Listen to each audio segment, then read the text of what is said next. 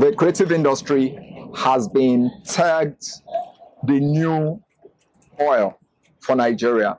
And it's now being seen as a new source of revenue for the Nigerian economy.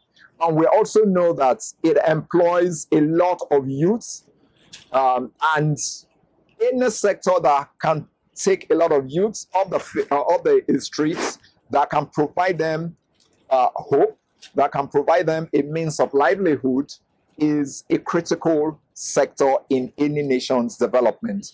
And that role is presently being played by the creative industry. Of course, the strengths are limitless.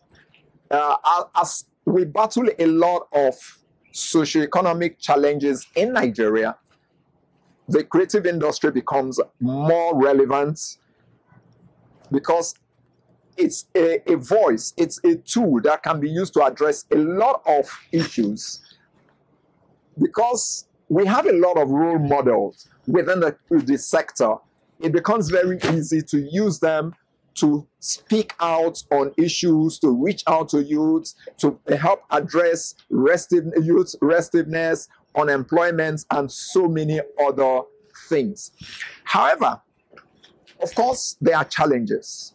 There is no sector within the Nigerian space or within the global space. Presently, the whole world is going through a lot of economic and social challenges. So everyone is facing challenges, and the sector within Nigeria, the creative industry sector, of course, has its own challenges.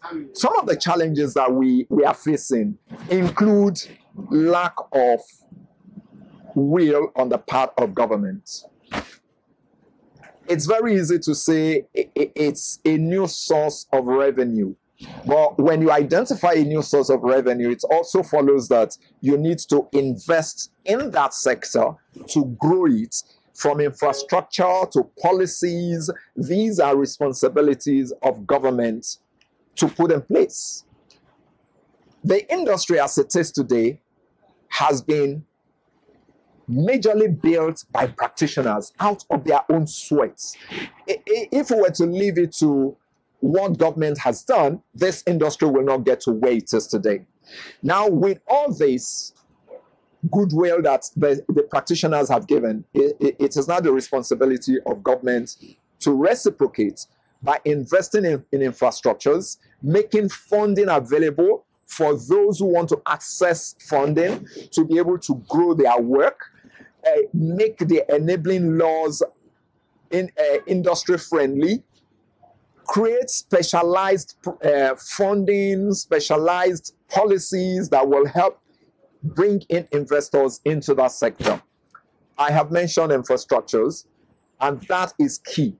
How many venues do we have across the length and breadth of Nigeria to really grow the industry? Thank God today there are a lot of streaming platforms, but we cannot grow the entire aspects of the industry just through the streaming platforms. What's the volume of work that's come out of the creativeness of Nigerians that the streaming platforms can accommodate? So there is the need for investment, both by governments, by corporate institutions, by investors in the sector, to provide a critical infrastructure and resource that creatives need to grow the industry through their work. Content is never a problem, but growing the sector through policies is a major challenge that government can address critically, and we'll see the explosion within the sector.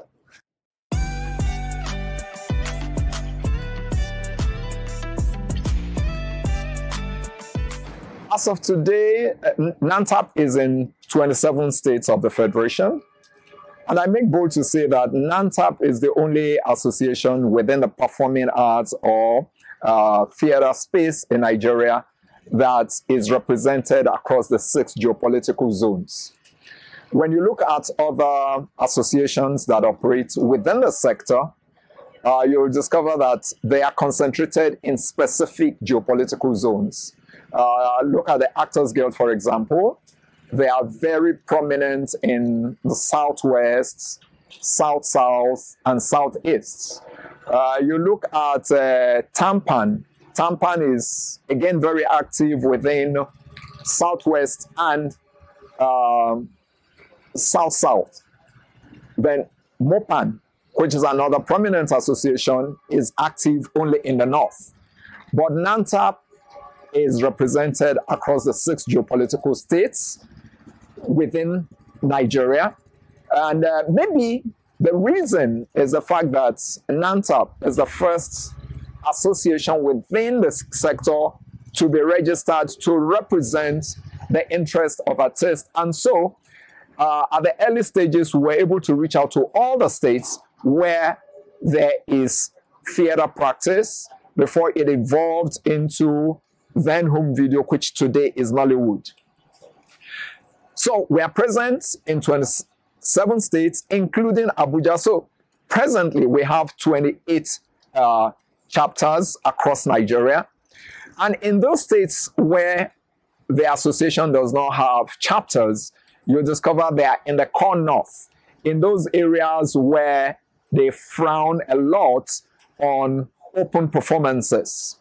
However, what we've done in such states, recognizing the fact that we also have practitioners, is to encourage them to identify with a chapter that is closest to them. So, for example, you have practitioners in Kebbi who are registered with the Sokoto State chapter. Now, one of the key things about NANTAP is that we do not apply the same size fit all approach. We take into consideration the cultural and religious sensitivities of each region, and we encourage them to practice within the framework of the cultural and religious sensibilities of the area where they are domiciled. So you then will not see those in Sokoto practicing theater the way it is done in Lagos.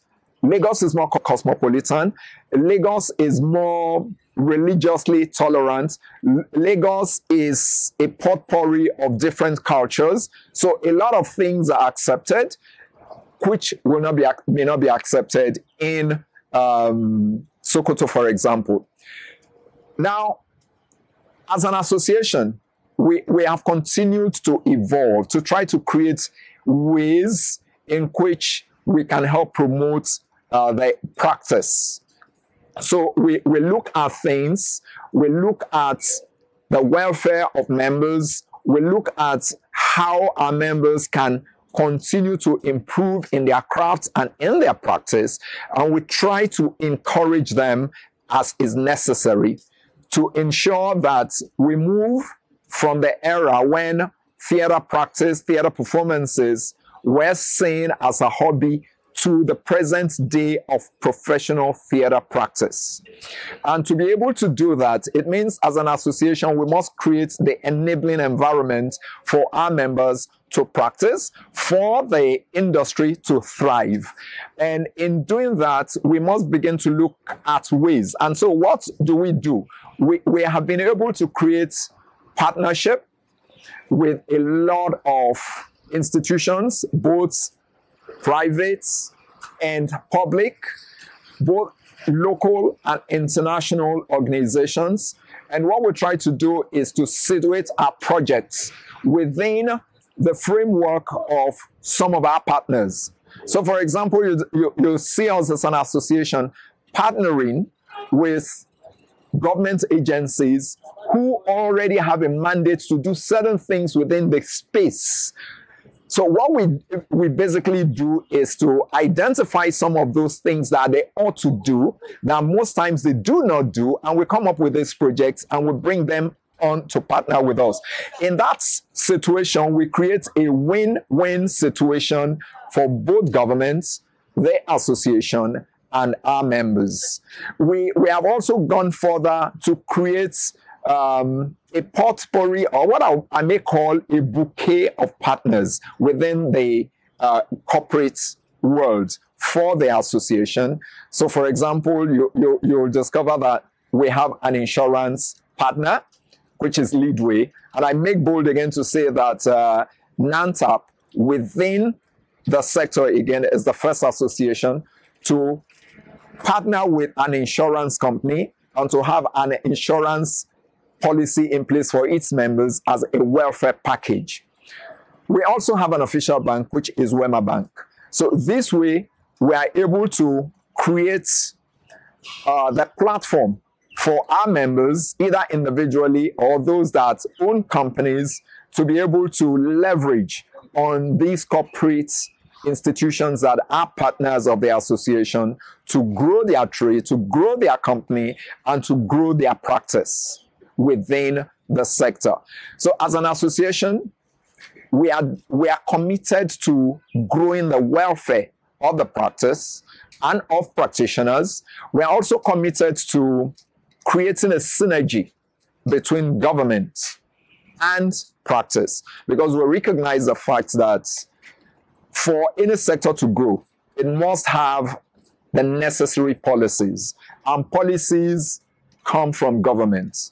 So we recognize that, and so we continue to engage government, the institutions of government that are saddled with the responsibility of either overseeing or growing certain sectors within the industry. We engage them on a regular basis to ensure that policies that will evolve are the policies that will grow the industry, are also policies that will favor practitioners.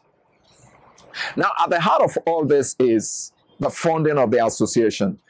Like I have said, we engage government a lot, and we recognize that from the beginning. So even from the formative stage of the association, we decided that our funding should not be tied to government, because we recognize the fact that he who pays the piper dictates the tune. And so if you're going to be engaging government, if you are going to be advocating, or you're going to be questioning certain policies or laws, then it also means that you need to maintain some level of independence. So as an association, we recognize that. So how do we fund the association? We recognize the fact that members should play a key role in funding the association to make it independent.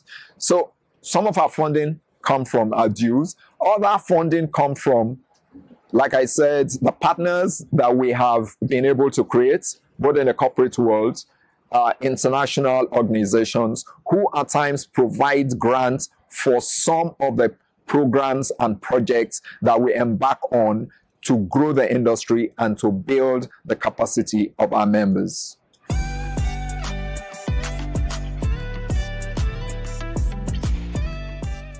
We cannot talk of Nigerian theater, particularly when we're talking of modern theater, professional theater in Nigeria, without acknowledging the place of the theater schools in Nigeria.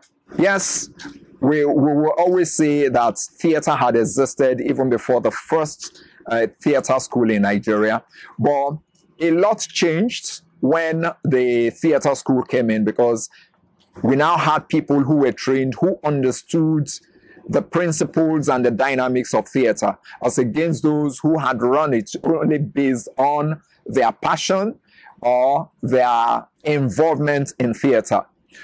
Again, it's the advent of the theater schools that today we talk of the professional theater artists. We talk of the formalized theater practice. So they've always been complementary, and they will continue to be complementary, because there must be a meeting point between town and gown in practice. And unfortunately, at the moment, that seemed to be the missing link in the development of theater. How do I mean? A lot of our theater schools today draw their curriculum without recourse to what is obtainable outside practice. And so you discover that a lot of times when the new graduates come out, they are thrown into an environment that they have not been prepared for. They have been taught all the theories and all that, but there is a disconnect from the side of how you apply that in the Nigerian situation. Again, the business side of it is lacking, seems to be lacking. And so you discover that we focus more on training exhibitors than those who have an understanding of it as showbiz. And so they can merge and blend the show and the business together to create what we really will refer to as the theater industry. So it's very, very necessary at this point. And I'm happy to note now that some of these institutions are beginning to introduce and apply that, where they are bringing the professionals to also work with the students. Because when you look back in those early days of University of Ibadan Theatre Company, the University of Ife, now OAU, the theatre company, there was always a synergy between the performing company, which was made up of the practitioners and the students. So there was a cross-fertilization, as it were, of ideas. The academic and the practitioner were able to come together, and they both learned something from each other. And that created a more dynamic theater followership, a more dynamic understanding of theater. However, most of those ones were also limited to the university environment, and so they were not run professionally from where the business and all the other elements that are required, the legal, the branding, the marketing, needed to come together. And so today, as we have more professionalized practice, as we have people who are now trained in the law of entertainment, people who are now more specialized in theater marketing, there is the need to bring them together so that our schools may also begin to benefit from this knowledge, and this knowledge is also transferred to them. And that way, when they come out, we have a more robust set of practitioners in the field who can help grow the industry. So again, it's very crucial that the curriculum take into consideration the challenges, economic, cultural, and the social that is peculiar to the Nigerian environment in preparing them to enter the field.